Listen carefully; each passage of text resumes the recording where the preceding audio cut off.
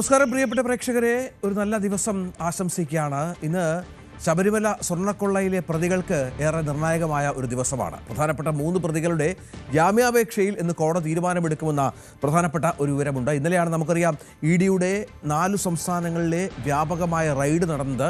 ഇതിൻ്റെ ചില ശാസ്ത്രീയ പരിശോധനകൾക്കായി ED തയ്യാറെടുക്കുകയാണ്. ചില പ്രധാനപ്പെട്ട വിവരങ്ങൾ EDക്ക് ലഭ്യമായിട്ടുണ്ട് എന്നാണ് നമുക്ക് മനസ്സിലാകുന്നത്. തുടർ നീക്കങ്ങൾ എന്താകുമെന്ന ആകാംക്ഷയിലാണ് കേരളം. അതും ഇതുമായി ബന്ധപ്പെട്ട പ്രധാനപ്പെട്ട വാർത്തയാണ്. മറ്റൊന്ന്, ഡൊണാൾഡ് ട്രംപ് ഗ്രീൻലൻഡ് വേണമെന്ന ആവേശത്തിൽ നിന്ന് ഒരു ഇഞ്ച് പോലും പിറകോട്ടില്ല.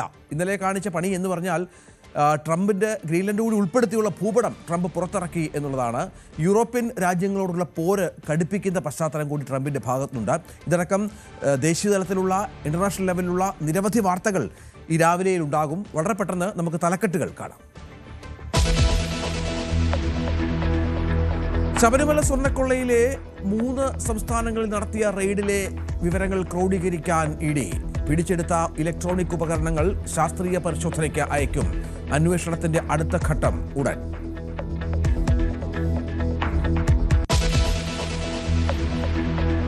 ശബരിമല സ്വർണ്ണക്കൊള്ളയിലെ പ്രതികൾക്ക് ഇന്ന് നിർണായകം. പത്മകുമാർ, മുരാരി ബാബു, ഗോവർദ്ധൻ എന്നിവരുടെ ജാമ്യ ഹർജികൾ ഹൈക്കോടതി പരിഗണിക്കും. ഉണ്ണികൃഷ്ണൻ പോറ്റിയുടെ ജാമ്യാപേക്ഷയിലും വിധി ഇന്ന്.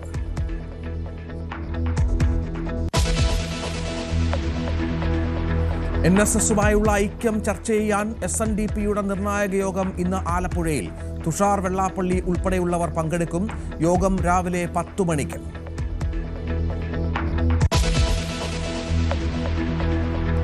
മകനെ കടലിലെറിഞ്ഞു കൊന്ന കേസിൽ അമ്മ ശരണ്യയുടെ ശിക്ഷാവിധി ഇന്ന്. കോടതി കുറ്റക്കാരിയെന്ന് കണ്ടെത്തിയത് തളിപ്പറമ്പ് അഡീഷണൽ സെഷൻസ് കോടതി.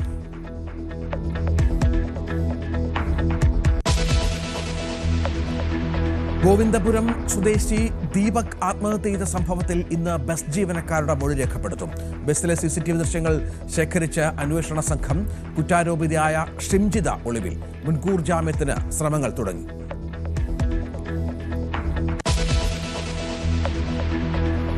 ഗ്രീൻലൻഡിനെ ഉൾപ്പെടുത്തി പുതിയ ഭൂപടം പുറത്തുവിട്ട് ഡൊണാൾഡ് ട്രംപ്. ഗ്രീൻലൻഡ് വേണമെന്ന ആവശ്യം ദാവോസിലെ സാമ്പത്തിക ഫോറത്തിൽ ആവർത്തിക്കും. വിട്ടുവീഴ്ചയില്ലാതെ യൂറോപ്യൻ രാജ്യങ്ങൾ.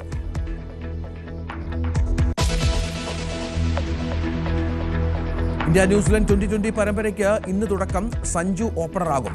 മത്സരം നാഗ്പൂരിൽ വൈകിട്ട് 7 മണിക്ക്.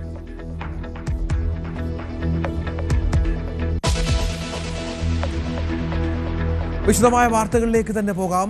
ശബരിമല സ്വർണ്ണക്കൊള്ള, ഇതുമായി ബന്ധപ്പെട്ട് ഇന്നലെയാണ് EDയുടെ വ്യാപകമായ റെയ്ഡ് നടന്നത്. വിവിധ സംസ്ഥാനങ്ങൾ കേന്ദ്രീകരിച്ചായിരുന്നു റെയ്ഡ്. നിർണായകമായ രേഖകൾ EDക്ക് ലഭിച്ചു എന്നുള്ള സൂചനകൾ ഇപ്പോൾ പുറത്തുവരുന്നുണ്ട്. ദേവസ്വം ബോർഡ് ആസ്ഥാനമടക്കം 21 ഇടത്താണ് റെയ്ഡ് നടന്നത്. സ്മാർട്ട് ക്രിയേഷൻസിൽ നിന്ന് ബാങ്ക് രേഖകളും വാഹന രേഖകളും പിടിച്ചെടുത്തിട്ടുണ്ട്. ഇതിനിടെ പത്മകുമാർ, മുരാരി ബാബു, ഗോവർദ്ധൻ എന്നിവരുടെ ജാമ്യ ഹർജികൾ ഇന്ന് ഹൈക്കോടതി പരിഗണിക്കുന്ന പശ്ചാത്തലം കൂടിയുണ്ട്. ഡാനി ഇപ്പോൾ ഏറ്റവും പുതിയ വിവരങ്ങളുമായി ചേരുക. ഡാനി, ഇന്നലെയാണ് റെയ്ഡ്. അതിൽ നിരവധി ഇലക്ട്രോണിക് ഉപകരണങ്ങൾ പിടിച്ചെടുത്തിട്ടുണ്ട്. ഇതിന്റെ ശാസ്ത്രീയ പരിശോധന ഫലങ്ങൾ നിർണായകമാണ്. രേഖകൾ ഒരുപക്ഷെ ഇതുമായി ബന്ധപ്പെട്ട് ലഭ്യമായേക്കാം. എന്തൊക്കെയാണ് മറ്റു വിവരങ്ങൾ? ഇനിയുള്ള EDയുടെ നീക്കം എന്താണ്? രഞ്ജിത്ത്, ഇന്ന് പുലർച്ചയോടുകൂടിയാണ് റെയ്ഡ് പൂർത്തിയാകുന്നത്. കാരണം നിരവധിയായ ഇടങ്ങളിൽ, അതായത് 21ലധികം ഇടങ്ങളിൽ ഈ പരിശോധനകൾ ഉണ്ടായിരുന്നു. അതുകൊണ്ട് വിപുലമായ രീതിയിൽ തന്നെയാണ് റെയ്ഡ് നടന്നത്. നിരവധിയായ രേഖകൾ ഇതിന്റെ ഭാഗമായിട്ട് പിടിച്ചെടുത്തു എന്നതിനൊപ്പം തന്നെ ഡിജിറ്റൽ തെളിവുകൾ എന്ന് വിശേഷിപ്പിക്കാവുന്ന രീതിയിലേക്ക് പോകാവുന്ന കമ്പ്യൂട്ടർ അടക്കം ഉള്ള കാര്യങ്ങൾ, ചില ഹാർഡ് ഡിസ്കുകൾ അടക്കമുള്ള കാര്യങ്ങൾ പിടിച്ചെടുത്തു എന്ന് തന്നെയാണ് മനസ്സിലാക്കുന്നത്.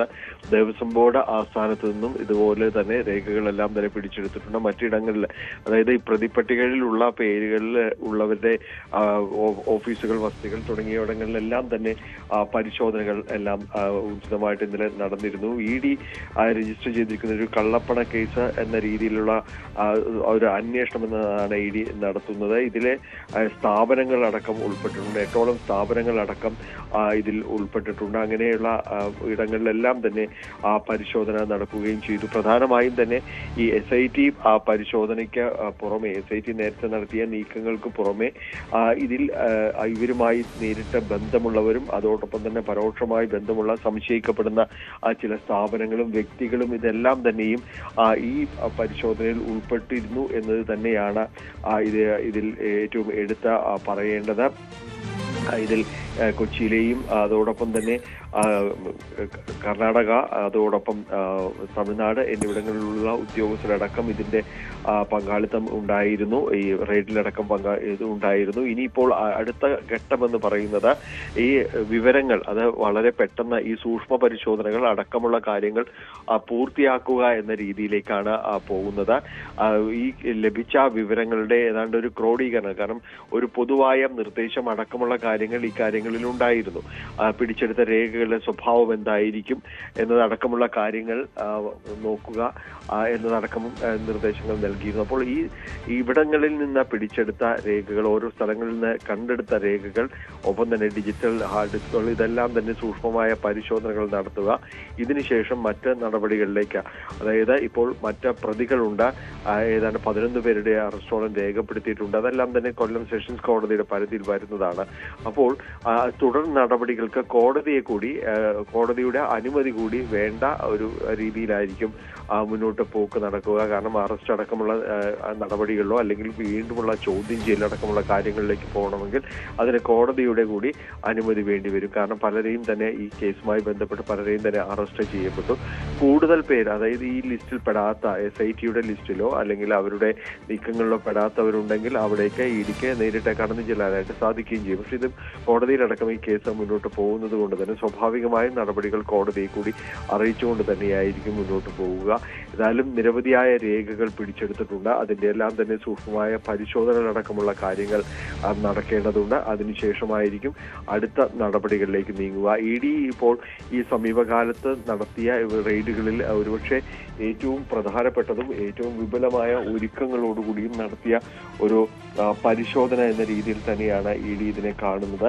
ഏതാണ്ട് 35ഓളം വ്യക്തികളും 8 സ്ഥാപനങ്ങളുമാണ് EDയുടെ അന്വേഷണ പരിധിയിലേക്ക് വന്നിട്ടുള്ളത്. വലിയ രീതിയിലുള്ള ഒരു ക്രമക്കേടുകൾ തന്നെയാണ് സ്വാഭാവികമായും ഇതിന്റെ ഒരു തുടക്കത്തിൽ തന്നെ ED കണ്ടെത്തിയിരുന്നത്. അതുകൊണ്ട് തന്നെയാണ് ECR രജിസ്റ്റർ ചെയ്ത് മുന്നോട്ട് പോകാൻ തീരുമാനിക്കുകയും ചെയ്തിരുന്നത്.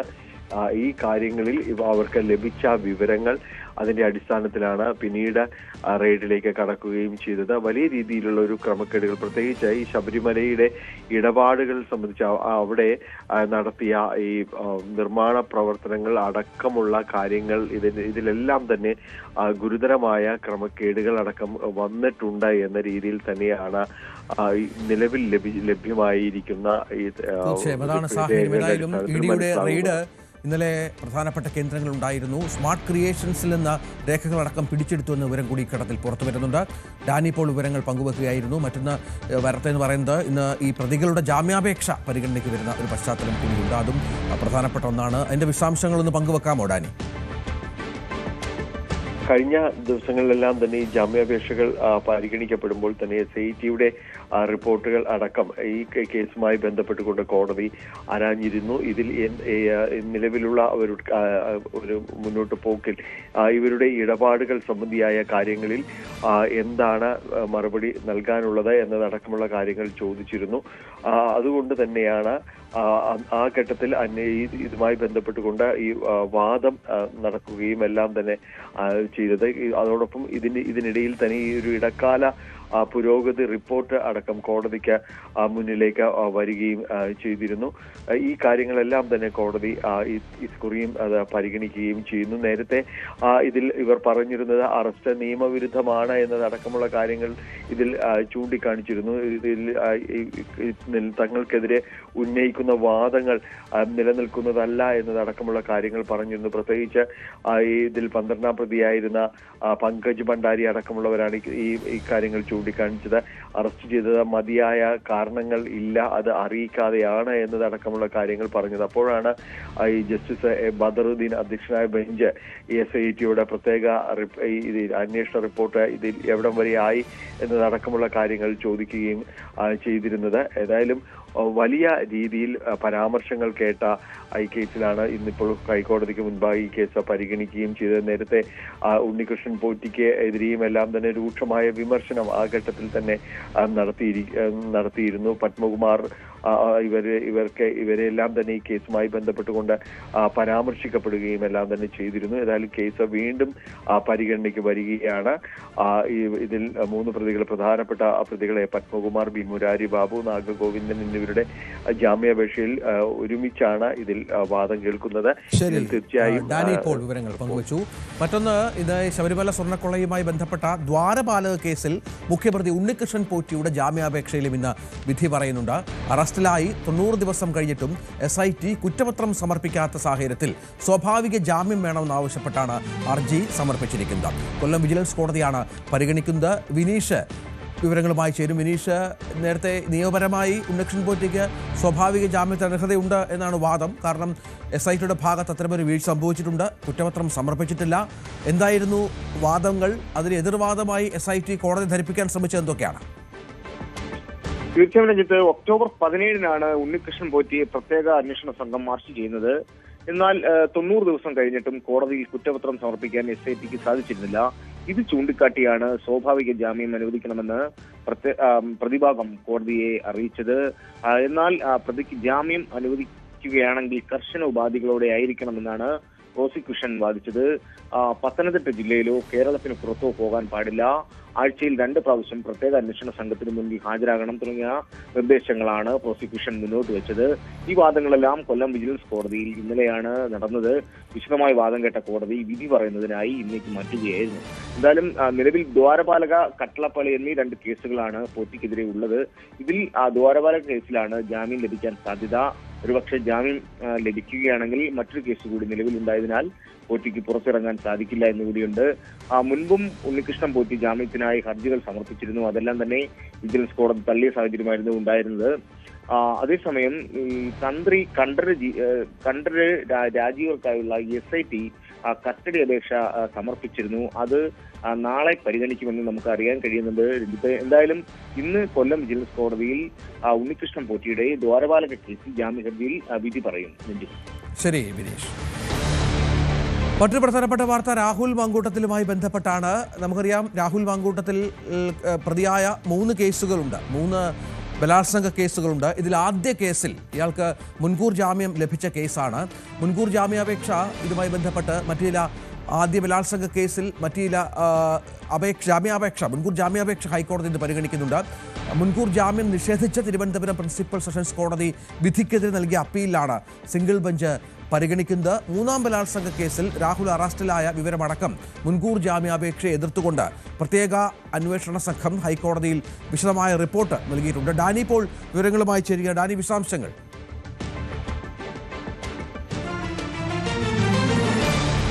ഡാനി, കേൾക്കാമോ? രാഹുൽ മാങ്കൂട്ടത്തിന്റെ ആദ്യ ബലാത്സംഗ കേസ്, അതെ, അതാണ് ഇന്ന് ഹൈക്കോടതിയുടെ പരിഗണനയ്ക്ക് വരുന്നത്. രഞ്ജിത്ത്, ഇന്ന് ആദ്യ ബലാത്സംഗ കേസിൽ മുൻകൂർ ജാമ്യാപേക്ഷ ഹൈക്കോടതി ഇന്ന് പരിഗണിക്കുകയാണ്. ഇതിൽ പ്രധാനമായും തന്നെ മുൻകൂർ ജാമ്യം നിഷേധിച്ച തിരുവനന്തപുരം പ്രിൻസിപ്പൽ സെഷൻസ് കോടതി വിധിയുണ്ട്. ഈ വിധിക്കെതിരെ നൽകിയ അപ്പീലാണ് സിംഗിൾ ബെഞ്ച് പരിഗണിക്കുന്നത്. സ്വാഭാവികമായും ഇതിനെ എതിർത്തുകൊണ്ട് പ്രത്യേക അന്വേഷണ സംഘം ഹൈക്കോടതിയിൽ വിശദമായ റിപ്പോർട്ട് സമർപ്പിക്കുകയും ചെയ്യും. ഇതിൽ പ്രധാനമായും നേരത്തെയും ചൂണ്ടിക്കാണിച്ചിരുന്നത് രാഹുൽ മാങ്കൂട്ടത്തിൽ ഒരു സ്ഥിരം കുറ്റവാളിയാണ് എന്നതാണ് പ്രോസിക്യൂഷന്റെ ഭാഗത്തു നിന്ന് ഉയർത്തിക്കാണിക്കുന്നത്. ഇതിൽ സമാന സ്വഭാവമുള്ള മറ്റ് 2 കേസുകൾ കൂടി രജിസ്റ്റർ ചെയ്തിട്ടുണ്ട് എന്ന വിവരം കൂടി SIT ഹൈക്കോടതി അറിയിക്കുകയും ചെയ്യുന്നു. ജസ്റ്റിസ് CS ഡയസ് അധ്യക്ഷനായ സിംഗിൾ ബെഞ്ചാണ് മുൻകൂർ ജാമ്യാപേക്ഷ പരിഗണിക്കുകയും ചെയ്യുന്നത്. രഞ്ജിത്ത്. ശരി ഡാനി. ഡാനി പോളാണ് വിവരങ്ങൾ പങ്കുവച്ചത്. രാഹുൽ മാങ്കൂട്ടത്തിലും ഇന്ന് വളരെ നിർണായകമായ ഒരു ദിവസമാണ്. കോഴിക്കോട് ഗോവിന്ദപുരം സ്വദേശി ദീപക് ആത്മഹത്യ സംഭവം വലിയ തോതിൽ കേരളം ചർച്ച ചെയ്ത ഒന്നാണ്. സോഷ്യൽ മീഡിയയിലൂടെ ഇയാളെ അപമാനിച്ച സംഭവം തുടർന്ന് ഇയാൾ ജീവനൊടുക്കുകയായിരുന്നു. പോലീസ് ഇന്ന് ഇതുമായി ബന്ധപ്പെട്ട് ബസ് ജീവനക്കാരുടെ മൊഴി രേഖപ്പെടുത്തിയേക്കും. ഇന്നലെ ബസ്സിലെ CCTV ദൃശ്യങ്ങൾ ശേഖരിച്ചിരുന്നു അന്വേഷണ സംഘം. ഈ പ്രതിയായ ഷിംജിത അവരൊളിവിലാണ്. ഇവർ നാടുവിട്ടോ എന്ന കാര്യം സ്ഥിരീകരിക്കേണ്ടതുണ്ട്. ഇല്ല എന്നാണ് ഇപ്പോൾ അന്വേഷണ സംഘത്തിന്റെ നിഗമനം. ഷിംജിത മുൻകൂർ ജാമ്യത്തിന് ശ്രമങ്ങൾ ആരംഭിച്ചതായും സൂചനയുണ്ട്. പ്രതിയെ ഉടൻ പിടികൂടണമെന്ന് ദീപകിന്റെ കുടുംബം ആവശ്യപ്പെട്ട പശ്ചാത്തലം കൂടി ഇതിനോട് ചേർത്ത് വെക്കണം. MS അനീഷ് കുമാർ വിവരങ്ങളുമായി ചെയ്യണം. അനീഷ്, ഈ പ്രധാനപ്പെട്ട കാര്യം ഇതുമായി ബന്ധപ്പെട്ട തെളിവുകൾ ശേഖരിക്കുക എന്നുള്ളതാണ്. ബസ് ജീവനക്കാർക്ക് കൃത്യമായി തന്നെ കാര്യങ്ങൾക്ക് ബോധ്യമുള്ളവരാണ്. അവരുടെ മൊഴി വളരെ ഗൗരവതരമായ ഒന്നാണ്. അതിനുള്ള ശ്രമങ്ങളാണോ? മറ്റു വിവരങ്ങൾ എന്തൊക്കെയാണ്? തീർച്ചയായും രഞ്ജിത്ത്, ഇന്നലെ ദൃശ്യങ്ങൾ പുറത്തു വന്നിരുന്നു. ഈ ബസ്സിനുള്ളിൽ നിന്നുള്ള CCTV ദൃശ്യങ്ങൾ. ആ ദൃശ്യങ്ങൾ തന്നെ വ്യക്തമായിരുന്നു. വളരെ തിരക്കേറിയ ഒരു ബസ്സായിരുന്നു അത്. അല്ലാതെ ആളുകൾക്ക് പരസ്പരം അകന്നു നിൽക്കാൻ കഴിയുന്ന തരത്തിലുള്ള ഒരു തിരക്കായിരുന്നില്ല ഉണ്ടായിരുന്നത്. അതുകൊണ്ട് തന്നെ ഈ ബസ്സിനുള്ളിൽ എന്ത് സംഭവിച്ചു എന്ന് ഏറെ നിർണായകമാണ്. ഈ ഷിംജിത നേരത്തെ പുറത്തുവിട്ടത് ആ ബസ്സിൽ നിന്നുള്ള ഏതാനും സെക്കൻഡുകൾ മാത്രം ദൈർഘ്യമുള്ള ഒരു വീഡിയോ ആയിരുന്നു. മറുവശത്ത് പക്ഷേ എന്താണ് സംഭവിച്ചതെന്നതിനെ കുറിച്ച് കൃത്യമായി അറിയണമെങ്കിൽ ഈ സഹയാത്രികർ, ബസ്സിലെ ജീവനക്കാർ എന്നിവരുടെ മൊഴിയെടുക്കേണ്ടി വരും. ബസ്സിൽ എന്തെങ്കിലും അസ്വാഭാവികമായ സംഭവങ്ങൾ ആ സമയത്ത് ഉണ്ടായിരുന്നോ എന്നതാണ് ഏറ്റവും പ്രധാനമായി അറിയേണ്ടത്. ഒപ്പം ഈ ഷിംജിത ഈ മൊബൈൽ വീഡിയോ ചിത്രീകരിക്കുമ്പോഴോ അതിന് മുമ്പോ പിമ്പോ ഒക്കെ വാഹനത്തിൽ വെച്ച് എന്തെങ്കിലും പ്രതികരണങ്ങൾ നടത്തുകയോ അത് ഈ ജീവനക്കാരുടെയും മറ്റും ശ്രദ്ധയിൽപ്പെടുകയോ ചെയ്തിരുന്നു എന്നതിനെ കുറിച്ച് കൃത്യമായി അറിയേണ്ടതുണ്ട്. അതിനാണ് ഈ ജീവനക്കാരുടെ മൊഴിയെടുക്കുന്നത്. ഒരുപക്ഷെ വാഹനത്തിലുള്ള മറ്റ് യാത്രികരെ തിരിച്ചറിഞ്ഞ ശേഷം അവരുടെ മൊഴി രേഖപ്പെടുത്താനുള്ള ഒരു നീക്കവും പോലീസ് നടത്തുന്നുണ്ട്. എന്തായാലും അന്വേഷണം ഊർജിതമാക്കി മുന്നോട്ട് കൊണ്ടുപോകുമ്പോഴും കേസെടുത്ത് 2 ദിവസം കഴിയുമ്പോഴും അറസ്റ്റ് ചെയ്യാൻ കഴിഞ്ഞിട്ടില്ല എന്നതാണ് ഏറെ ശ്രദ്ധേയം. ഷിംജിത വീട്ടിൽ ഇല്ല, ഫോണിൽ വിളിച്ചാൽ ലഭ്യമാവുകയും ചെയ്യാത്ത ഒരു സാഹചര്യം. കൃത്യമായി ഒരു ഒളിവിലേക്ക് പോയിരിക്കുകയാണ്. ഒപ്പം മുൻകൂർ ജാമ്യ ഹർജി സമർപ്പിക്കുന്നതിനുള്ള നീക്കങ്ങളും അവരുടെ ഭാഗത്തുനിന്നും ഉണ്ടാവുന്നുണ്ട്. ആദ്യ ദിവസം തന്നെ അവർ ഈ കാര്യങ്ങളെ കുറിച്ച് ദീപക് മരിച്ചതിന് പിന്നാലെ ഫോണിൽ ബന്ധപ്പെട്ടപ്പോഴും താൻ ചെയ്ത കാര്യങ്ങളെ ന്യായീകരിച്ചത്, അല്ലെങ്കിൽ ഇത്തരമൊരു മോശം പെരുമാറ്റം ദീപകിന്റെ ഭാഗത്തുനിന്നും ഉണ്ടായി എന്ന ഒരു വാദത്തിൽ ഉറച്ചു നിൽക്കുന്ന സാഹചര്യമാണ്. പിന്നീടാണ് ഈ ദൃശ്യങ്ങളൊക്കെ പലവട്ടം ആളുകൾ കാണുകയും അതിൽ ചില കുഴപ്പങ്ങളുണ്ട് എന്ന് കണ്ടെത്തുകയും സമൂഹ മാധ്യമങ്ങൾ നടക്കും വലിയ വിമർശനങ്ങൾ ഉയരുകയും ചെയ്തിരിക്കുന്നത്. ഒരുപക്ഷെ മുൻകൂർ ജാമ്യ ഹർജിയിലും ഇത്തരമൊരു മോശം പെരുമാറ്റം ഉണ്ടായി എന്ന വാദത്തിൽ ഉറച്ചു നിൽക്കുക തന്നെ അവർ ചെയ്യും എന്നാണ് മനസ്സിലാക്കാൻ കഴിയുന്നത്. മറുവശത്ത് ഈ ഷിംജിത്തിന്റെ കുടുംബമാവട്ടെ ഒരു തരത്തിലുമുള്ള വിട്ടുവീഴ്ചകൾ ഈ യുവതിയോട് പാടില്ല. സോഷ്യൽ മീഡിയയിലെ റീച്ച് മാത്രം ലക്ഷ്യം വെച്ച്, സാമ്പത്തിക നേട്ടം മാത്രം ലക്ഷ്യം വെച്ചാണ് ഇത്തരം ഒരു ദൃശ്യം ചിത്രീകരിച്ചത്.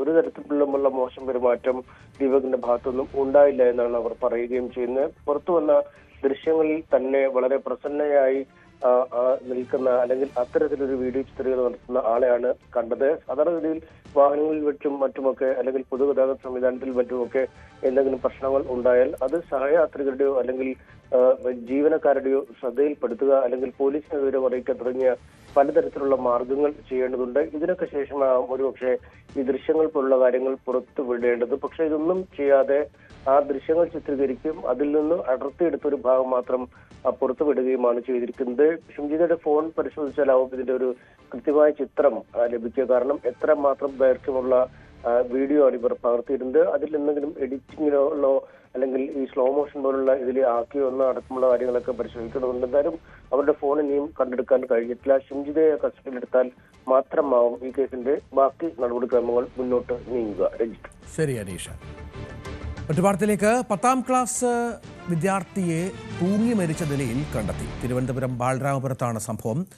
ജേക്കബ് അജി ദമ്പതികളുടെ ഏക മകൻ അജയ് ജേക്കബാണ് മരിച്ചത്. സ്കൂളിൽ നിന്നെത്തിയ ശേഷം കുളിക്കാൻ കുളിമുറിയിലേക്ക് കയറിയതായിരുന്നു. വൈകിട്ടും കാണാതായപ്പോൾ വാതിൽ തുറന്നു നോക്കുമ്പോഴാണ് കുട്ടിയെ തൂങ്ങി നിൽക്കുന്ന നിലയിൽ കണ്ടെത്തിയത്. ബാലരാമപുരത്തെ സ്വകാര്യ സ്കൂളിലെ വിദ്യാർത്ഥിയാണ് അരുൺ മോഹൻ. വിവരങ്ങളുമായി ചേരാൻ അരുണ്, എന്താണ് സംഭവിച്ചത്? എന്തെങ്കിലും സൂചനകൾ ബന്ധുക്കളോ കുടുംബാംഗങ്ങളോ നൽകുന്നുണ്ടോ? രാവിലെ വളരെ വിഷമകരമായ ഒരു വാർത്ത തന്നെയാണ് നമുക്ക് പങ്കുവയ്ക്കാനുള്ളത്. ഇന്നലെ വൈകിട്ടായിരുന്നു ഈ ഒരു സംഭവം ഉണ്ടാവുന്നത്. നേരത്തെ സൂചിപ്പിച്ച പോലെ ബാലരാമപുരത്തെ സ്കൂളിലെ ഒരു സ്വകാര്യ സ്കൂളിലെ 10ാം ക്ലാസ്സുകാരനാണ് ബാലരാമപുരം ആർച്ചി സ്ട്രീറ്റിൽ താമസിക്കുന്ന ജേക്കബ് അജി ദമ്പതികളുടെ മകനായ അജയ് ജേക്കബാണ് വീട്ടിലെ കുളിമുറിയിൽ തൂങ്ങി മരിച്ച നിലയിൽ കണ്ടെത്തിയത്. നമുക്ക് മനസ്സിലാക്കാൻ കഴിയുന്നതനുസരിച്ച് ഈ കുട്ടിയുടെ മാതാപിതാക്കൾ ഏറെക്കാലമായി പിരിഞ്ഞു താമസിക്കുകയാണ്. അമ്മ വിദേശത്താണ്, വിദേശത്താണ്. അച്ഛന് തിരുവനന്തപുരത്താണ് താമസിക്കുന്നത്. അമ്മുമ്മ റാണിയോടൊപ്പമാണ് ഈ താമസിച്ചു വന്നിരുന്നത്.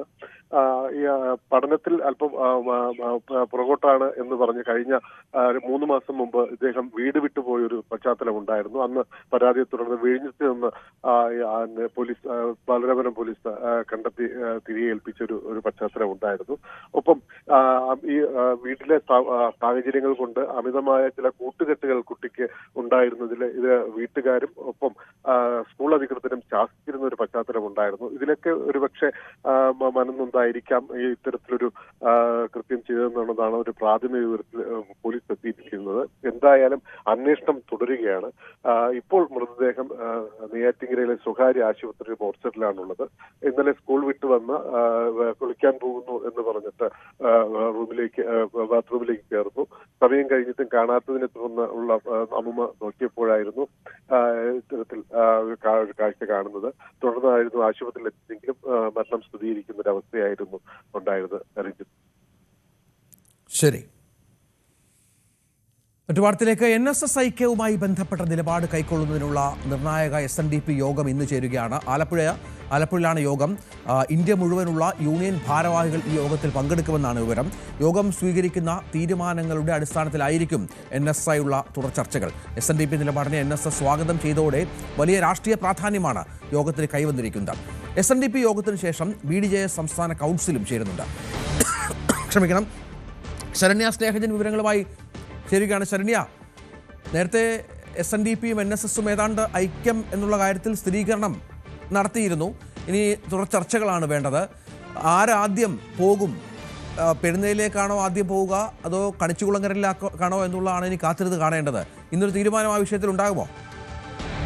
രഞ്ജിത്ത്, ഇന്ന് 11 മണിയോട് കൂടിയാണ് ആലപ്പുഴ നഗരത്തിൽ കൊമ്മാടിയിലുള്ള സ്വകാര്യ ഹോട്ടലിൽ വെച്ച് SNDP യോഗം ഭാരവാഹികളുടെ മീറ്റിംഗ് വിളിച്ചു ചേർത്തിരിക്കുന്നത്. ഇന്ത്യയിൽ മുഴുവനുള്ള യൂണിയന്റെ ഭാരവാഹികൾ യോഗത്തിൽ പങ്കെടുക്കുമെന്നാണ് SNDP യോഗം ജനറൽ സെക്രട്ടറി വെള്ളാപ്പള്ളി നടേശൻ നേരത്തെ തന്നെ അറിയിച്ചിരുന്നത്. NSSുമായുള്ള നിലപാട് കഴിഞ്ഞ ദിവസം അദ്ദേഹം വ്യക്തമാക്കിയിരുന്നു. അതായത് യോജിച്ചു പോകണം എന്നുള്ള നിലപാടാണ് ഉള്ളത്. അതിന് പിന്നാലെ തന്നെ NSS ജനറൽ സെക്രട്ടറി സുകുമാരൻ നായരും അത്തരത്തിൽ SNDP നിലപാടിനെ സ്വാഗതം ചെയ്തുകൊണ്ട് രംഗത്തെത്തിയിരുന്നു. ഈ ഒരു പശ്ചാത്തലത്തിൽ ഐക്യം എങ്ങനെ വേണമെന്നും എന്ത് നിലപാടുകൾ വിഷയങ്ങൾ കൈക്കൊള്ളണമെന്നും ഉള്ളതിനെ സംബന്ധിച്ചുള്ള ചർച്ചകൾ ആദ്യം 2 സാമുദായിക സംഘടനകൾക്കുള്ളിലും നടക്കേണ്ടതായുണ്ട്. അതുകൊണ്ട് തന്നെ ഈ യോഗം വളരെ പ്രധാനപ്പെട്ടത് തന്നെയാണ്. ഇതിനകത്ത് എങ്ങനെ ഒരു നിലപാട് സ്വീകരിച്ച് പ്രത്യേകിച്ച് രാഷ്ട്രീയ കാര്യങ്ങൾ ഒപ്പം തന്നെ മറ്റ് സാമൂഹിക വിഷയങ്ങൾ, ഈ കാര്യങ്ങളിൽ എന്ത് തീരുമാനങ്ങൾ കൈക്കൊള്ളണം, എന്ത് നിലപാടിന്റെ അടിസ്ഥാനത്തിൽ SNDP NSSുമായി യോജിച്ച് മുന്നോട്ട് പോകണമെന്നതിനെ സംബന്ധിച്ചുള്ള ചർച്ചകൾ ഉയരും എന്നുള്ളതാണ് അറിയാൻ കഴിഞ്ഞിട്ടുള്ളത്. ഈ ഒരു നിലപാടിന്റെ അടിസ്ഥാനത്തിലായിരിക്കും പിന്നീട് NSSനെ സമീപിക്കാനുള്ള ഒരു തീരുമാനത്തിലേക്ക് എത്തുക. എന്തായാലും കഴിഞ്ഞ ദിവസം സുകുമാരൻ നായർ അടക്കം പറഞ്ഞത് 21-ന് ശേഷമുള്ള അവരുടെ യോഗത്തിന് ശേഷം മറ്റ് കാര്യങ്ങളിലേക്ക് കടക്കുമെന്നുള്ളത് അദ്ദേഹവും വ്യക്തമാക്കിയിരുന്നു. ആ യോഗം, അതായത് ഇന്നത്തെ യോഗം അത്തരത്തിൽ പ്രസക്തമായ ഒരു യോഗമാണ്. കാരണം തിരഞ്ഞെടുപ്പ് അടുത്ത് നിൽക്കുന്ന ഒരു പശ്ചാത്തലത്തിലാണ് വ്യത്യസ്തമായ, അതായത് ഇതുവരെ 2 ഇടങ്ങളിൽ നിന്നിരുന്ന സാമുദായിക സംഘടനകൾ ഒന്നിച്ചൊരു നിലപാടിലേക്ക് എത്താം എന്നുള്ള ഒരു സാഹചര്യത്തിലേക്ക് വരുന്നത്. അതുകൊണ്ട് തന്നെ നിലവിലത്തെ സാഹചര്യത്തിൽ ഈ യോഗം വളരെ പ്രധാനപ്പെട്ടതാണ്. എന്തായാലും ഒന്നിച്ചു മുന്നോട്ട് പോവുക എന്നുള്ളത് തന്നെയാണ് നിലപാട് എന്നുള്ളത് ഇരുവരും നേരത്തെ തന്നെ പറഞ്ഞ കാര്യങ്ങളിൽ നിന്നും സൂചനകളിൽ നിന്നും വ്യക്തമായിട്ടുണ്ട്. അതേ നിലപാടിൽ തന്നെയായിരിക്കും പോവുക. ഇന്ന് ഇപ്പോൾ എത്തുന്നത് SNDPയുടെ ഭാരവാഹികളാണ്, രാജ്യത്തുടനീളമുള്ള ഭാരവാഹികളാണ്. അതിനുശേഷം BDJSന്റെയും യോഗം ചേരുന്നുണ്ട്. അവിടെ വെച്ച് തന്നെയാണ് ഈ BDJS യോഗവും ചേരുന്നത് എന്നുള്ളതാണ്. രാഷ്ട്രീയ നിലപാടുകൾ ഒപ്പം തന്നെ മറ്റ് ഈ പ്രശ്നങ്ങൾ, അതായത് കഴിഞ്ഞ മുന്നണിക്കകത്തുള്ള അതിർത്തി അടക്കമുള്ള കാര്യങ്ങൾ BDJSന്റെ പല കോണുകളിൽ നിന്നും അഭിപ്രായങ്ങളായി ഉയർന്നു വന്നിരുന്നു. അതിനുശേഷം സംസ്ഥാന കൗൺസിൽ ഒരു ഭാഗം BDJS വിട്ടുപോകണമെന്നുള്ള ആവശ്യമൊക്കെ ഉന്നയിച്ചിട്ടുണ്ടായിരുന്നു. ആ ഒരു പശ്ചാത്തലത്തിൽ പിന്നീട് യോഗം ചേരുമെന്ന് പറയുമെങ്കിലും അത് മാറ്റിവെക്കപ്പെടുകയാണ് ഉണ്ടായത്. ആ യോഗവും ഇന്ന് ചേരും എന്നുള്ളതാണ് വ്യക്തമാക്കിയിട്ടുള്ളത്. ഈ BDJSന്റെ യോഗത്തിൽ നമുക്കറിയാം, കഴിഞ്ഞ കുറേ നാളുകളായി BDJS പലതരത്തിലുള്ള കാര്യങ്ങൾ പുറത്തു വരുന്നുണ്ട്, മുന്നണി മാറ്റം അടക്കമുള്ള കാര്യങ്ങളിൽ. അങ്ങനെ ഒരു സാഹചര്യം ഒന്നുമില്ലല്ലോ അല്ലേ? അതല്ലാതെ ഈ SNDP NSS ഐക്യത്തിൽ എന്താണ് BDJSന് കാര്യം എന്നൊരു പ്രധാനപ്പെട്ട കാര്യം കൂടി ഉണ്ടല്ലോ. ഇതിനകത്ത് ഏറ്റവും പ്രധാനപ്പെട്ട കാര്യമെന്ന് പറയുന്നത് ബഹുഭൂരിപക്ഷം വരുന്ന SNDP യൂണിയൻ ഭാരവാഹികളും BDJSന്റെ സംസ്ഥാന കൗൺസിലൊക്കെ ഉൾപ്പെട്ടിട്ടുള്ള ആളുകൾ തന്നെയാണ്. SNDPയുടെ നേതൃത്വത്തിലുള്ള ഒരു രാഷ്ട്രീയ SNDPയുടെ ആളുകൾ ഉള്ള ഒരു രാഷ്ട്രീയ സംഘടനയാണ് BDJS. അതുകൊണ്ട് തന്നെ ആ ഒരു സൗകര്യാർത്ഥമാണ് യോഗം എന്നാണ് അവർ വ്യക്തമാക്കിയിട്ടുള്ളത്. പക്ഷെ അതോടൊപ്പം തന്നെ ഇന്നത്തെ ഒരു യോഗത്തിന്റെ ഒരു പ്രത്യേകിച്ച് SNDPയുടെ യോഗത്തിന്റെ ഒരു രാഷ്ട്രീയ പ്രാധാന്യമൊക്കെ കണക്കിലെടുത്ത് എല്ലാവരും ഒരുമിച്ച് കൂടുന്നൊരു പശ്ചാത്തലത്തിലാണ് BDJSന്റെ ഇങ്ങനൊരു യോഗം കൂടി. പക്ഷെ തദ്ദേശ സ്വയംഭരണ തെരഞ്ഞെടുപ്പിന് ശേഷം BDJS NDAയിൽ നിന്ന് വിട്ടുപോകണമെന്നും ഇടതുപക്ഷത്തോടൊപ്പം ചേർന്ന് നിൽക്കണമെന്നും BDJS ഒരു വിഭാഗം ആവശ്യപ്പെട്ടിരുന്നു. അതുതന്നെ പിന്നീട് അത്തരം കാര്യങ്ങളെ അത്തരം അഭിപ്രായമുണ്ട് എന്ന് SNDP യോഗം ജനറൽ സെക്രട്ടറി വെള്ളാപ്പള്ളി നടേശൻ തുറന്നു പറയുകയും ചെയ്തിരുന്നു. അന്നത്തെ ആ സംഭവ വികാസങ്ങൾക്ക് ശേഷം ആ ഭിന്നതയ്ക്ക് ശേഷം പിന്നീട് സംസ്ഥാന കൗൺസിൽ ഉടൻ ചേരുമെന്നുള്ള അറിയിപ്പ് ഉണ്ടായിരുന്നു. പക്ഷെ ആ സംസ്ഥാന കൗൺസിൽ മാറ്റിവെക്കുകയാണ് ഉണ്ടായത്. തുഷാർ വെള്ളാപ്പള്ളി ഡൽഹിയിൽ പോയി നേതാക്കന്മാരുമായി കൂടിക്കാഴ്ച നടത്തുകയും ഒക്കെ ചെയ്തിരുന്നു. നിലവിലെ പശ്ചാത്തലത്തിൽ അത്തരത്തിൽ മറ്റ് NDAയ്ക്കുള്ളിൽ നിന്ന് വിട്ടുപോകണമെന്ന തരത്തിലുള്ള മറ്റ് വിരുദ്ധ അഭിപ്രായങ്ങളൊന്നും നിലവിൽ ഉയർന്നു കേൾക്കുന്നില്ല. കാരണം ആ ഡൽഹിയിലെ ചർച്ചയ്ക്ക് ശേഷം എന്താണ് നിലപാട് അല്പം അയഞ്ഞതായാണ് അറിയാൻ കഴിഞ്ഞിട്ടുള്ളത്. നിലവിൽ ഈ തെരഞ്ഞെടുപ്പിന് മുമ്പുള്ള, അതായത് ഈ തെരഞ്ഞെടുപ്പിൽ ആര് മത്സരിക്കണം, സ്ഥാനാർത്ഥി നിർണയം എന്നിവയെ സംബന്ധിച്ചുള്ള ചർച്ചകളാണ് എന്നുള്ളതാണ് BDJSന്റെ നേതാക്കന്മാർ അറിയിച്ചിട്ടുള്ളത്. പക്ഷെ അതേസമയം തന്നെ ഇത്തരത്തിൽ വ്യത്യസ്ത അഭിപ്രായങ്ങളും ഈ യോഗത്തിൽ ഉയർന്നു വരാനുള്ള സാധ്യതയുണ്ട്. തീർച്ചയായും ഇതാണ് സാഹചര്യം. ഏതായാലും നിർണായകമാണ് ഇന്നത്തെ യോഗം. അത് NSSുമായുള്ള ഐക്യമാണ് പ്രധാനമായും ചർച്ച ചെയ്യുന്നത്. ഏത് തരത്തിലാണ് ആ ഐക്യം രൂപീകരിക്കേണ്ടത്? നേരത്തെ നമുക്കറിയാം CPM-ഉം BJP-യും കോൺഗ്രസും ഒക്കെ ഈ ഐക്യത്തെ സ്വാഗതം ചെയ്തിരുന്നു. ഇതാർക്ക് അനുകൂലമാകും എന്നുള്ളത് കാത്തിരുന്നു കാണണം. സണ്ണി ജോസഫ് പേരാവൂരിൽ സ്ഥാനാർത്ഥിയാകുമെന്ന് ഉറപ്പായതോടെ KPCC അധ്യക്ഷന്റെ ചുമതല കൈമാറ്റം നേതൃത്വത്തിന്റെ സജീവ പരിഗണനയിൽ. സാമുദായിക സമവാക്യങ്ങൾ കൂടി കണക്കിലെടുത്തുകൊണ്ടാകും തീരുമാനം. സാധ്യതാ പട്ടികയിൽ ആന്റണി MP-ക്കാണ് മുൻതൂക്കം. News 18 exclusive. കപ്പിനും ചുണ്ടിനുമിടയിൽ ഒരിക്കൽ നഷ്ടമായ അധ്യക്ഷ പദവിയാണ് നിർണായക തെരഞ്ഞെടുപ്പിന് പാർട്ടി ഒരുങ്ങുന്നതിനിടെ ആന്റണിയെ തേടിയെത്തിയിരിക്കുന്നത്. നിയമസഭാ തെരഞ്ഞെടുപ്പിൽ മത്സരിക്കുന്ന പശ്ചാത്തലത്തിൽ സണ്ണി ജോസഫ് അധ്യക്ഷ പദവിയിൽ നിന്ന് മാറിയാൽ വർക്കിംഗ് പ്രസിഡന്റുമാരിൽ ഒരാൾക്ക് പകരം ചുമതല കൈമാറിയേക്കുമെന്നായിരുന്നു സൂചന. AP അനിൽകുമാറും PC വിഷ്ണുനാഥും വണ്ടൂരിലും കുണ്ടറയിലുമായി വീണ്ടും ജനവിധി തേടുന്ന പശ്ചാത്തലത്തിൽ വർക്കിംഗ് പ്രസിഡന്റുമാരിൽ ശേഷിക്കുന്ന ഷാഫി പറമ്പിൽ MP-ക്ക് താൽക്കാലിക ചുമതല കൈമാറാനായിരുന്നു ആദ്യഘട്ട ചർച്ചകൾ. എന്നാൽ ന്യൂനപക്ഷ പ്രീണനം തുടർച്ചയായി കോൺഗ്രസിനെതിരെ ഇടതുപക്ഷം പ്രചാരണായുധമാക്കുന്ന പശ്ചാത്തലത്തിൽ ഈ നീക്കത്തിൽ ദേശീയ നേതൃത്വം പുനരാലോചന നടത്തുകയായിരുന്നു. MP-മാർക്ക് ഇളവനുവദിച്ചാൽ ഷാഫിയെയും കടുത്ത പോരാട്ടം നടക്കുന്ന വടക്കൻ കേരളത്തിലെ ഒരു മണ്ഡലത്തിൽ പരിഗണിച്ചേക്കുമെന്നും അഭ്യൂഹങ്ങളുണ്ട്. കേരള കോൺഗ്രസ് M-നെ മുന്നണിയിലെത്തിക്കാനുള്ള നീക്കം അനിശ്ചിതത്വത്തിലായതോടെ ക്രൈസ്തവ സഭകളുടെ പിന്തുണ കൂടി മുന്നിൽ കണ്ടാണ് മധ്യ കേരളത്തിൽ നിന്നുള്ള ക്രൈസ്തവ മുഖത്തെ പാർട്ടിയുടെ നിർണായക പദവിയിലേക്ക് നിയോഗിക്കാനുള്ള ചർച്ചകൾ സജീവമായിരിക്കുന്നത്. ഇതോടെയാണ് പത്തനംതിട്ട MP കൂടിയായ ആന്റണിക്ക് സാധ്യതയേറിയത്. സിറോ മലബാർ, മർത്തോമ, പ്രൊട്ടസ്റ്റന്റ് ഉൾപ്പെടെയുള്ള ക്രൈസ്തവ സഭാ നേതൃത്വവുമായി ആന്റണിക്കുള്ള വ്യക്തിബന്ധം മധ്യ കേരളത്തിൽ UDFന് അനുകൂലമാകുമെന്നാണ് നേതൃത്വത്തിന്റെ കണക്കുകൂട്ടൽ. പത്തനംതിട്ട, കോട്ടയം, ഇടുക്കി, എറണാകുളം ജില്ലകളിലെ ക്രൈസ്തവ ന്യൂനപക്ഷങ്ങൾക്കിടയിൽ സ്വാധീനമുണ്ടാക്കാൻ KPCC അധ്യക്ഷന്റെ ചുമതല ആന്റണിക്ക് കൈമാറുന്നതിലൂടെ സാധ്യമാകുമെന്നും കോൺഗ്രസ് ഹൈക്കമാൻഡ് വിലയിരുത്തുന്നു. പ്രതിപക്ഷ നേതാവ് നയിക്കുന്ന കേരള യാത്രയ്ക്ക് പിന്നാലെ KPCC അധ്യക്ഷന്റെ ചുമതല മാറ്റവും ഉണ്ടായേക്കുമെന്നാണ് സൂചന. Dan Kurian, news 18, Thiruvananthapuram. കൊയിലാണ്ടി മുൻ MLA കാനത്തിൽ ജമീലയ്ക്ക് ഇന്ന് നിയമസഭാ ഉപചാരം അർപ്പിക്കും. കഴിഞ്ഞ നവംബർ 29-നാണ് ജമീല അന്തരിച്ചത്. ഇന്നത്തേക്ക് സഭ ഉപചാരം അർപ്പിച്ച് പിരിയും. ഗവർണറുടെ നയപ്രഖ്യാപനത്തിനുള്ള നന്ദി പ്രമേയ ചർച്ച നാളെ മുതലാണ്. മന്ത്രി സജി ചെറിയാന്റെ വർഗീയ പരാമർശത്തിനെതിരെ പ്രമേയവുമായി സമസ്ത പൈതൃക സമ്മേളനം. മന്ത്രി വർഗീയത വളർത്താൻ ശ്രമിക്കുന്ന ദുഷ്ടശക്തികളുടെ ശബ്ദമെന്നാണ് വിമർശനം. മന്ത്രി ആ സ്ഥാനത്തിരിക്കാൻ അർഹത നഷ്ടപ്പെട്ട വ്യക്തിയാണ്. ആനമങ്ങാട് മുഹമ്മദ് കുട്ടി ഫൈസിയാണ് പ്രമേയം അവതരിപ്പിച്ചത്. സഹിച്ചെറിയാൻ മാപ്പ് പറയണമെന്നും പ്രമേയത്തിൽ പറയുന്നു. സമാധാനത്തിനും സാഹോദര്യത്തിനും കേളുകേട്ട കേരളക്കരയിൽ വർഗീയത വളർത്തുവാൻ ശ്രമിക്കുന്ന ദുഷ്ശക്തികളുടെ ശബ്ദമായി മാറുന്ന സജി ചെറിയാൻ മതേതര പ്രദേശത്ത് മന്ത്രിസ്ഥാനത്തിരിക്കാൻ അർഹത നഷ്ടപ്പെട്ട വ്യക്തിയാണെന്നും കേരളീയരെ അപമാനിച്ചിട്ടുള്ള തന്റെ പ്രസ്താവന പിൻവലിച്ച് കേരളീയ സമൂഹത്തോട് മാപ്പ് പറയണമെന്നും ഈ സമ്മേളനം ആവശ്യപ്പെടുന്നു. മറ്റു വാർത്തയിലേക്ക്. കാസർഗോഡ് നിയമസഭാ മണ്ഡലത്തിൽ മുസ്ലിം ലീഗ് സ്ഥാനാർത്ഥിയായി KM ഷാജി എത്തുമെന്ന പ്രചാരണത്തിനിടെ പുറമേ നിന്നുള്ള സ്ഥാനാർത്ഥി എത്താനുള്ള സാധ്യത തള്ളി മുസ്ലിം ലീഗ് ജില്ലാ പ്രസിഡന്റ് കല്ലട മാഹിൻ ഹാജി. BJPയുമായി നേർക്കുനേർ മത്സരം നടക്കുന്ന ജില്ലയിലെ 2 മണ്ഡലങ്ങളിലും തദ്ദേശീയർ തന്നെ വേണമെന്നാണ് പൊതു അഭിപ്രായമെന്ന് അദ്ദേഹം ന്യൂസ് 8നോട് പറഞ്ഞു. എല്ലാവർക്കും സ്വീകാര്യനായ സ്ഥാനാർത്ഥിയാകും സംസ്ഥാന നേതൃത്വം പ്രഖ്യാപിക്കുക എന്നും UDF ചെയർമാൻ കൂടിയായ മാഹിൻ ഹാജി കൂട്ടിച്ചേർത്തു. നിയമസഭാ തെരഞ്ഞെടുപ്പിൽ കാസർഗോഡ് ജില്ലയിൽ മഞ്ചേശ്വരവും അതുപോലെ തന്നെ കാസർഗോഡും വർഷങ്ങളായി ലീഗിൻ്റെ സ്വന്തം മണ്ഡലമാണ്. ഇത്തവണയും വാശിയേറിയ മത്സരമാണ് നടക്കുന്നതെങ്കിലും ഈ 2 മണ്ഡലവും നിലനിർത്താനാകും തന്നെയാണ് മുസ്ലിം ലീഗ് പ്രതീക്ഷിക്കുന്നത്. അതോടൊപ്പം സ്ഥാനാർത്ഥിയെ സംബന്ധിച്ചും മുസ്ലിം ലീഗിൽ ഏതാണ്ട് തീരുമാനം ആവുന്നുണ്ട്. ഏതായാലും പുറത്തു നിന്നുള്ള സ്ഥാനാർത്ഥി ഉണ്ടാകുമെന്ന ഒരു സംസാരമുണ്ടായിരുന്നു. പക്ഷേ ഏതൊക്കെ രീതിയിലാണ് ആ കാര്യങ്ങളെന്ന് സംസാരിക്കാൻ നമ്മോടൊപ്പം UDFിൻ്റെ ജില്ലാ ചെയർമാനും അതുപോലെ തന്നെ മുസ്ലിം ലീഗ് ജില്ലാ പ്രസിഡന്റുമായ കല്ലട്ര മാഹിൻ ഹാജി തന്നെ ചേരുന്നു. എന്തായാലും 2 നിയമസഭാ മണ്ഡലം മുസ്ലിം ലീഗിനെ സംബന്ധിച്ചിടത്തോളം വലിയ അഭിമാനമാണ്, പോരാട്ടം നടക്കുന്നതാണ്. എങ്ങനെയാണ് ഇത്തവണത്തെ തെരഞ്ഞെടുപ്പ്? ഇത്തവണ മഞ്ചേശ്വരമാണ് കുറച്ച് ചെറിയൊരു മാർജിനിൽ വിജയിച്ചുകൊണ്ടിരുന്നത്. ഇത്തവണ കഴിഞ്ഞ തവണത്തെ പോലെ 800ഓളം വോട്ടുകൾക്ക് മാത്രമാണ് കഴിഞ്ഞ തവണ വിജയിച്ചിരുന്നതെങ്കിൽ ഇത്തവണ അത് 10,000-ലധികം വോട്ടിൻ്റെ ഭൂരിപക്ഷത്തിന് വിജയിക്കുമെന്ന പ്രതീക്ഷയാണ് ഞങ്ങൾക്ക് മഞ്ചേശ്വരത്തുള്ളത്. കാസർഗോഡ് അതുപോലെ 10,000-ന് മുകളിലാണ് എല്ലായ്പ്പോഴും ഭൂരിപക്ഷം ഉണ്ടായിരുന്നത്. അത് നിലനിർത്താനും വലിയൊരു ഭൂരിപക്ഷത്തോടുകൂടി വിജയിക്കാൻ സാധിക്കുമെന്ന പ്രതീക്ഷയിലാണ് പ്രവർത്തകരും മുസ്ലിം ലീഗിൻ്റെ നേതാക്കളും എല്ലാം ഉള്ളത്.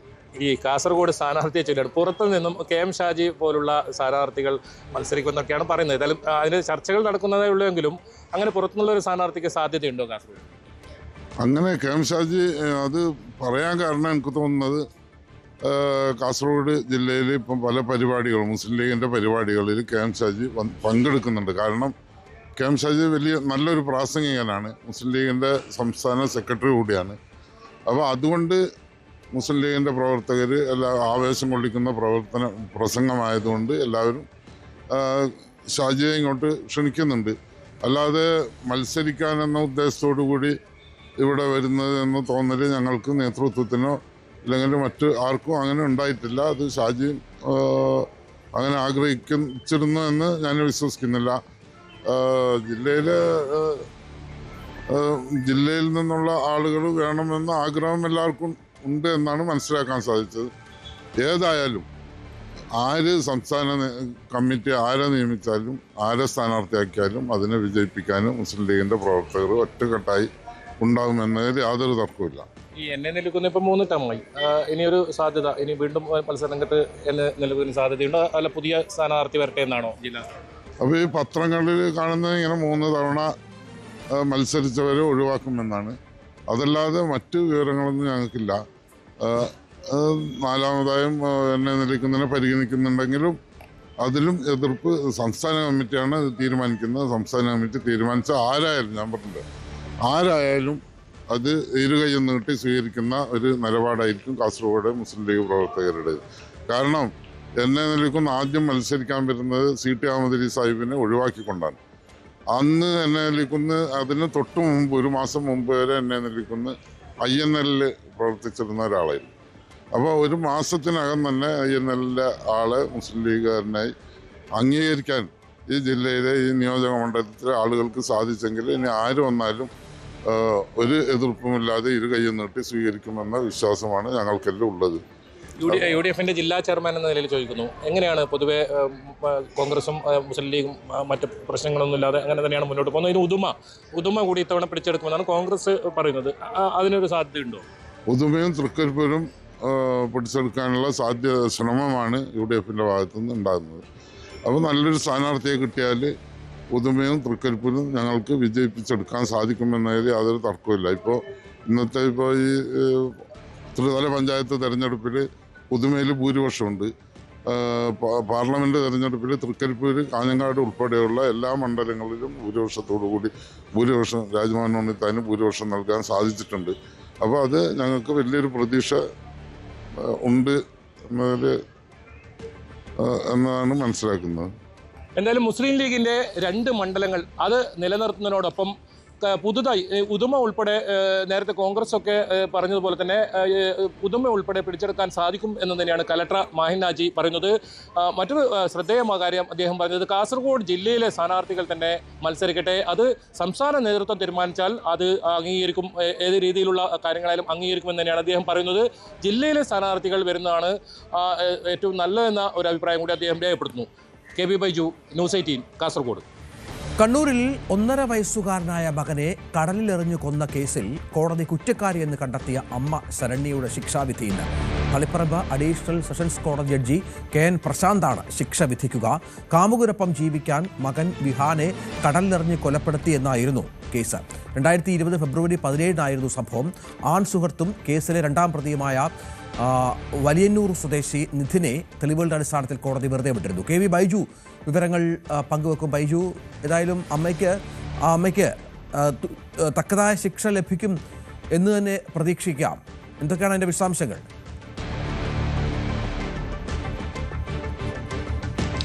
തീർച്ചയായും രജിത്തെ, അമ്മ എന്നൊക്കെ വിളിക്കാൻ പറ്റുമോ എന്നറിയില്ല. 10 മാസം നൊന്ത് പ്രസവിച്ച ഒരു കുഞ്ഞിനെ അതിനീചമായി കൊലപ്പെടുത്തിയ ഒരു കേസിൽ, നാട് നടുങ്ങിയൊരു കേസിലാണ് 5 വർഷത്തിന് ശേഷം ഇപ്പോൾ വിധി വരുന്നത്. ഏതായാലും കഴിഞ്ഞ ദിവസം ശരണ്യ കുറ്റക്കാരി എന്ന് കോടതി കണ്ടെത്തിയിട്ടുണ്ട്. അതോടൊപ്പം മറ്റൊരു നിരാശയുണ്ടാക്കുന്ന കാര്യം, ഈ കുറ്റകൃത്യത്തിൽ പങ്കെടുത്ത അല്ലെങ്കിൽ ഗൂഢാലോചന നടത്തിയെന്ന് പ്രോസിക്യൂഷൻ വാദിച്ച നിധിനെ കോടതി വെറുതെ വിട്ടു എന്നതാണ്. 2020 ഫെബ്രുവരി 17 പുലർച്ചെ 2:40 ഈ ക്രൂരകൃത്യം നടത്തിയത്.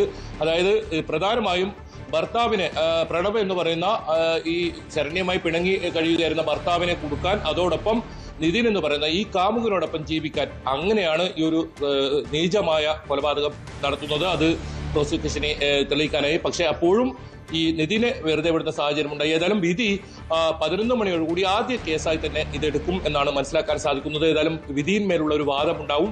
അങ്ങനെയാണെങ്കിൽ 12 മണിയോടുകൂടി തന്നെ ശരണ്യയ്ക്ക് എന്ത് ശിക്ഷ നൽകും, അതാണ് ഏറ്റവും പ്രധാനം. അതാണ് ഏറ്റവും പ്രധാനമായി കാത്തിരിക്കുന്നതും അറിയാൻ സാധിക്കും എന്നാണ് മനസ്സിലാക്കാൻ സാധിക്കുന്നത്. ഏതായാലും പരമാവധി ശിക്ഷയായ വധശിക്ഷ തന്നെ നൽകണമെന്നാണ് പ്രോസിക്യൂഷൻ വാദിച്ചിട്ടുള്ളത്.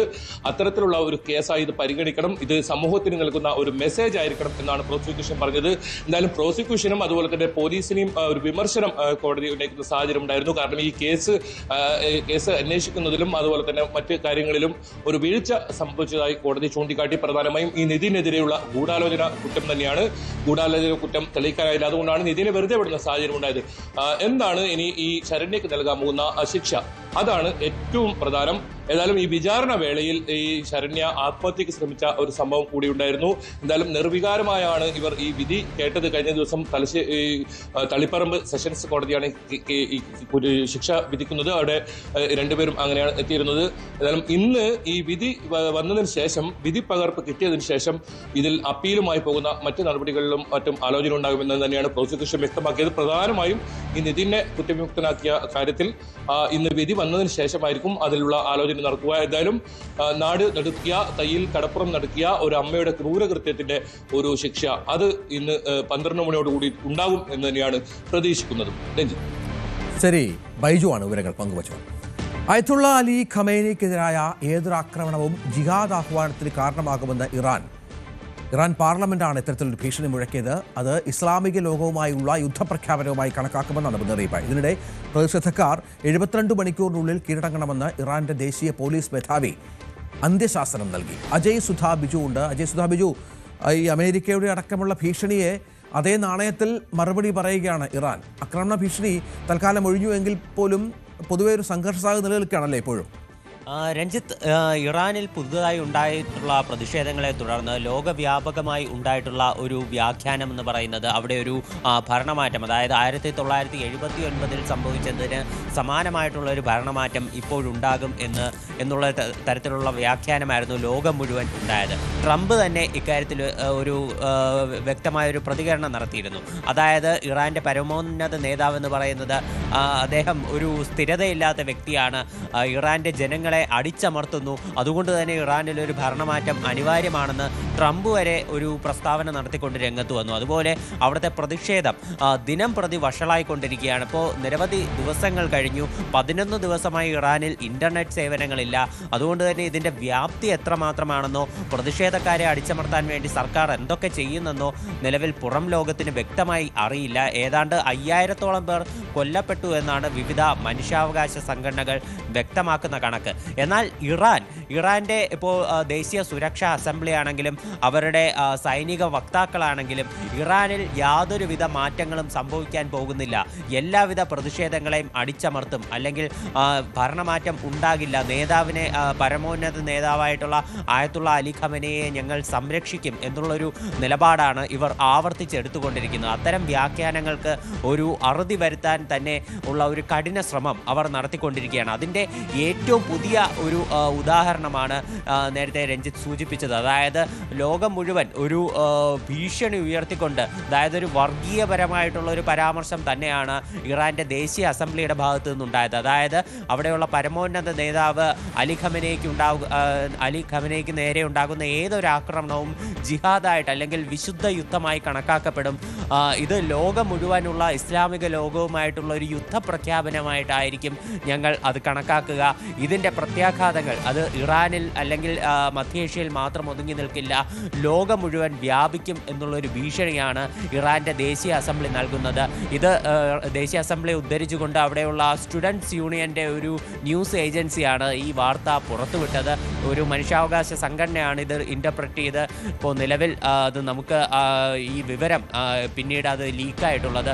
അതുമാത്രമല്ല, അവരുടെ സൈനിക വക്താവ് ട്രംപിനെതിരെ ഒരു ഭീഷണിയുമായി രംഗത്തെത്തിയിട്ടുണ്ട്. ട്രംപ് നേരത്തെ പറഞ്ഞൊരു പരാമർശം, ഇറാനിൽ ഭരണമാറ്റം അനിവാര്യമാണെന്നുള്ള ഒരു പരാമർശത്തിനെതിരെ അവിടുത്തെ സൈനിക വക്താവും രംഗത്തെത്തിയിട്ടുണ്ട്. അതായത് ആയത്തുള്ള അലി ഖമനയ്ക്കെതിരെ ഒരു കൈ ഉയർത്തിയാൽ ആ കൈ വെട്ടാൻ ഞങ്ങൾ തയ്യാറാകും, കൈ ഉയർന്നാൽ കൈ വെട്ടിക്കളയും എന്നുള്ളൊരു പരാമർശം അദ്ദേഹം നടത്തി. അതുമാത്രമല്ല, നിങ്ങൾക്ക് നേരെ ഞങ്ങൾ നിങ്ങളുടെ സ്ഥലത്ത് തന്നെ എത്തി ആക്രമണം നടത്തും, എവിടെയും നിങ്ങൾക്കൊരു സുരക്ഷിത സ്ഥാനം ഉണ്ടാകില്ല എന്നുള്ള കടുത്ത രീതിയിലുള്ള ഒരു പരാമർശം തന്നെയാണ് ഇറാന്റെ പല നേതാക്കളുടെ ഭാഗത്തു നിന്ന് നിലവിൽ ഉണ്ടായിക്കൊണ്ടിരിക്കുന്നത്. അജയ് സുധാ ബിജു ആണ് വിവരങ്ങൾ പങ്കുവച്ചത്. ഗ്രീൻലാൻഡ് വിഷയത്തിലും യൂറോപ്പും അമേരിക്കയും വളരെ വലിയ ഒരു വിടവ് അവരുടെ ബന്ധത്തിൽ ഉണ്ടാകുന്നു എന്നുള്ള ഏറ്റവും പ്രധാനപ്പെട്ട കാര്യമാണ്. അമേരിക്ക മുന്നോട്ട് വെച്ച ബോർഡ് ഓഫ് പീസ് അംഗമാകാനില്ലെന്ന് പറഞ്ഞ ഫ്രാൻസിനെതിരെ 200% കഴിഞ്ഞ ദിവസം ചുങ്കം ചുമത്തുമെന്ന് ട്രംപ് ഭീഷണി മുഴക്കിയത്.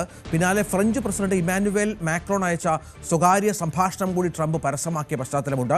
ഗ്രീൻലാൻഡിനെയും കാനഡയെയും ഉൾപ്പെടുത്തിയ US മാപ്പും ട്രംപ് പങ്കുവച്ചു. യൂറോപ്പിലേക്ക് ചൈനയെ സ്വാഗതം ചെയ്താണ് മാക്രോൺ ട്രംപിന് ചെക്ക് വെച്ചത്.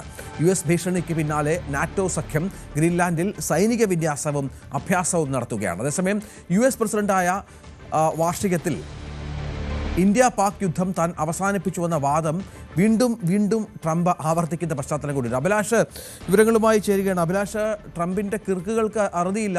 ഇപ്പോൾ യൂറോപ്യൻ രാജ്യങ്ങൾക്ക് നേരെയും ഇയാൾ ഓരോ ഭീഷണികൾ മുഴക്കുകയാണ്. ഒപ്പം ഇന്ത്യ പാകിസ്ഥാൻ യുദ്ധം അവസാനിപ്പിച്ചു എന്നൊക്കെ വീണ്ടും ആവർത്തിക്കുന്ന ട്രംപിനാണ് കാണുന്നത്. എന്താണ് ലക്ഷ്യം? ഗ്രീൻലാൻഡ് തന്നെയാണ് എന്ന് പറയുമ്പോഴും യൂറോപ്യൻ യൂണിയനുമായുള്ള പോരും വലിയ പാരമ്യത്തിലെത്തിക്കുക തന്നെയാണല്ലോ ഇയാൾ.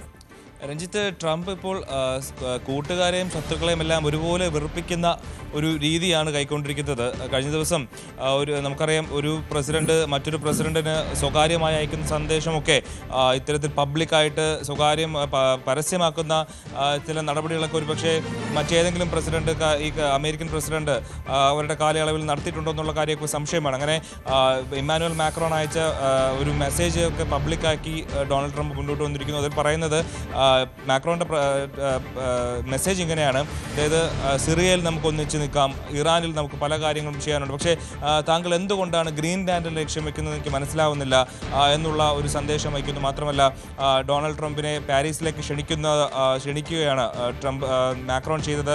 നമുക്ക് റഷ്യക്കാരെയും സിറിയക്കാരെയും ഒക്കെ അവിടെ വിളിക്കാം, നമുക്ക് ഒരുമിച്ചിരുന്ന് ചർച്ച ചെയ്യാം, കാര്യങ്ങൾ രമ്യമായി പരിഹരിക്കാം എന്നൊക്കെയുള്ള ഒരു സമവായ സന്ദേശമാണ് മാക്രോൺ അയച്ചത്. ആ സന്ദേശമാണ്, അതും പേഴ്സണലി അയച്ച ആ ഒരു മെസ്സേജാണ് ഡൊണാൾഡ് ട്രംപ് പരസ്യമാക്കിയത്. അതുപോലെ ഗ്രീൻലാൻഡും കാനഡയും ഒക്കെ അമേരിക്കയുടെ മാപ്പുമായി ചേർത്ത് വെച്ചുകൊണ്ടുള്ള ഒരു ചിത്രം അത് പങ്കുവച്ചിട്ടുണ്ടായിരുന്നു. അങ്ങനെ എല്ലാവരെയും സുഹൃത്തുക്കളെയും അടക്കം പ്രകോപിപ്പിക്കുന്ന തരത്തിലുള്ള രീതിയാണ് ഡൊണാൾഡ് ട്രംപ് മുന്നോട്ട് വെച്ചത്. ഈ ഒരു സാഹചര്യത്തിൽ വേൾഡ് എക്കണോമിക് ഫോറം, ഡാവോസിൽ നടക്കുന്ന എക്കണോമിക് ഫോറത്തിൽ ഫ്രഞ്ച് പ്രസിഡന്റ് ഇമ്മാനുവൽ മാക്രോൺ പറഞ്ഞൊരു പ്രധാനപ്പെട്ട കാര്യമുണ്ട്.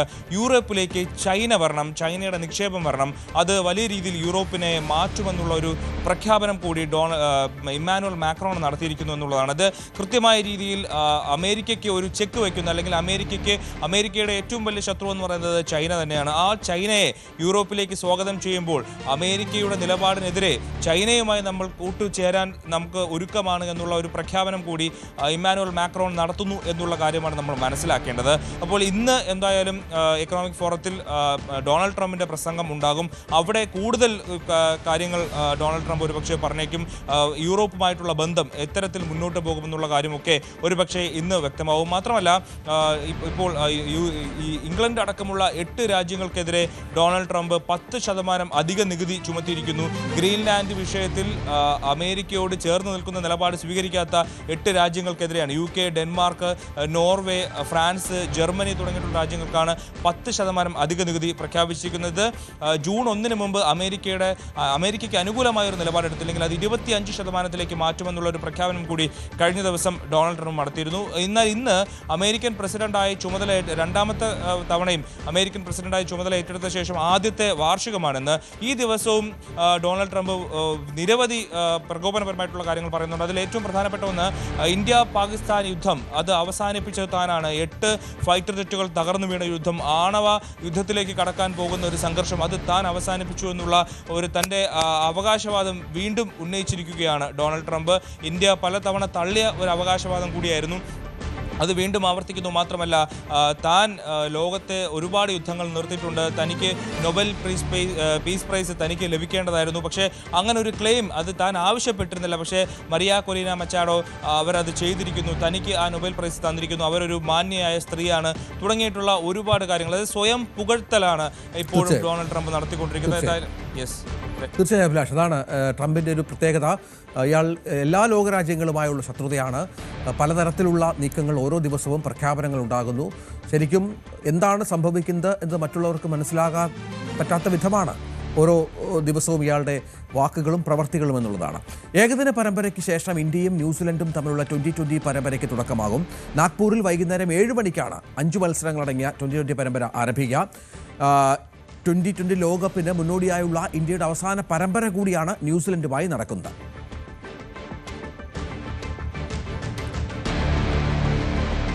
ഇടവേളയ്ക്ക് ശേഷം തിരിച്ചു വരാം. മലമ്പുഴ കാറ്റിൽ റൈസ് വാട്സപ്പ് ഗ്രൂപ്പ് നേതൃത്വത്തിലായിരുന്നു മത്സരം. പാലക്കാട് ജില്ലയിലെ വിവിധ ഭാഗങ്ങളിൽ നിന്നെത്തിയ കന്നുകാലി സംഘങ്ങൾ കാളപ്പൂട്ടിൽ പങ്കെടുത്തു.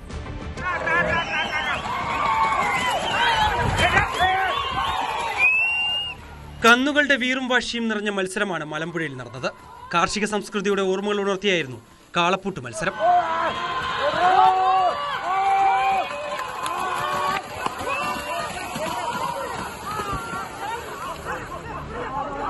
വേലു മെമ്മോറിയൽ മലമ്പുഴ കാറ്റിൽ റൈസ് വാട്സാപ്പ് കൂട്ടായ്മയാണ് കാളപ്പൂട്ട് മത്സരം സംഘടിപ്പിച്ചത്. പുതുതലമുറയ്ക്ക് ഇത് കൗതുകമായിരുന്നെങ്കിൽ പഴമക്കാർക്ക് കാളപ്പൂട്ട് അവരുടെ വികാരമായിരുന്നു. വാട്സപ്പ് ഗ്രൂപ്പ് കൂട്ടായ്മയുടെ നേതൃത്വത്തിലാണ് ഇന്നിവിടെ സംഘടിപ്പിച്ചിട്ടുള്ള കാളപ്പൂട്ട് നടന്നുകൊണ്ടിരിക്കുന്നത്. നേരത്തെ നമ്മൾ കർഷകരുടെ ഒരു ഉത്സവം എന്നുള്ള പ്രതിനിധിയായിട്ടാണ് നമ്മൾ പാടത്തെ പണികളെല്ലാം കഴിഞ്ഞ് നടിയിലും മറ്റുള്ള പണികളെല്ലാം കഴിഞ്ഞ് കർഷകരുടെ ഒരു ഉത്സവമായിട്ട് മാമാങ്കമായിട്ട് ഞങ്ങൾ കണക്കാക്കിയിട്ട് വർഷത്തിൽ 2 ഓണത്തിനും ഇതുപോലെ ഈ സമയങ്ങളിലും നടത്താറുണ്ട്. പാലക്കാട് ജില്ലയ്ക്കകത്തു നിന്നും പുറത്തുനിന്നും നിരവധി പേരാണ് മത്സരം കാണാനെത്തിയത്. നിരവധി കന്നുകാലി സംഘങ്ങളാണ് കാളപ്പൂട്ടിൽ പങ്കെടുത്തത്.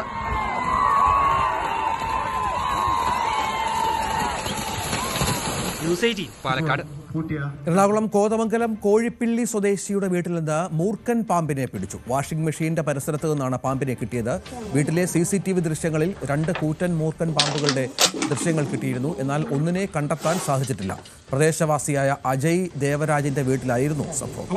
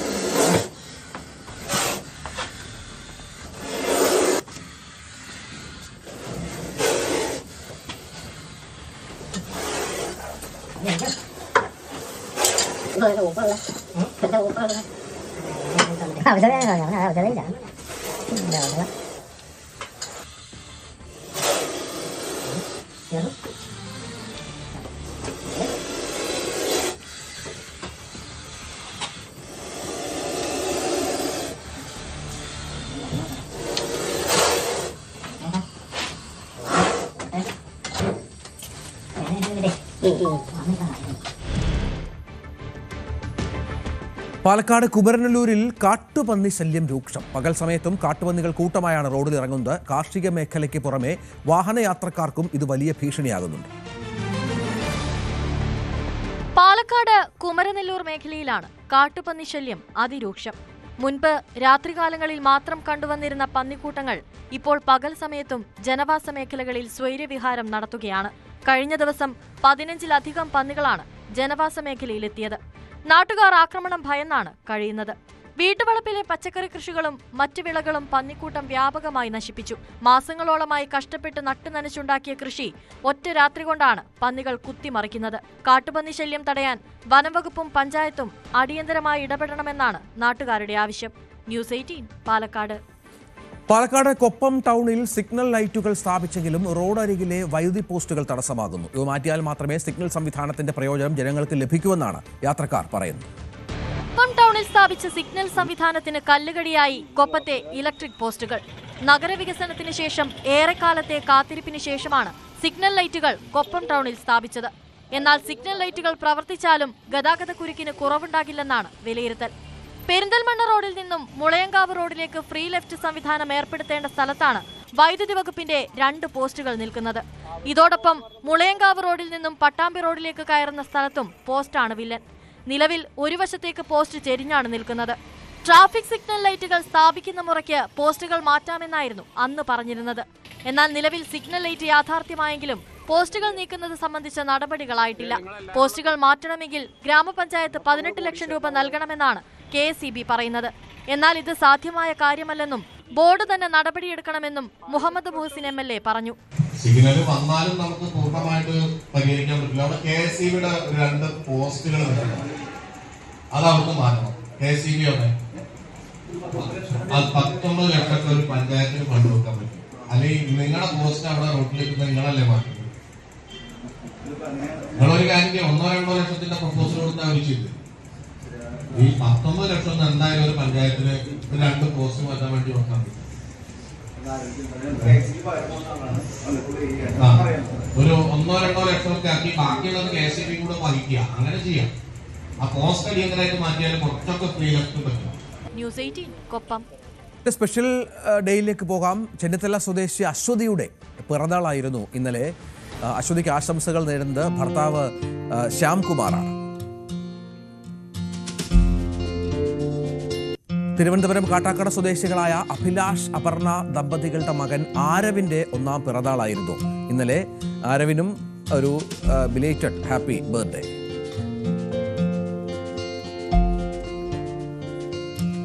അപ്പോൾ രാവിലെ നമുക്ക് അവസാനിപ്പിക്കാം.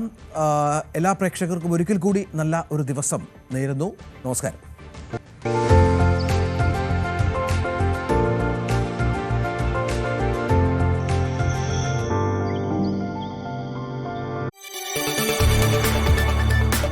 കൂടുതൽ വാർത്തകൾക്ക് news 18 Keralam YouTube channel subscribe ചെയ്യുക.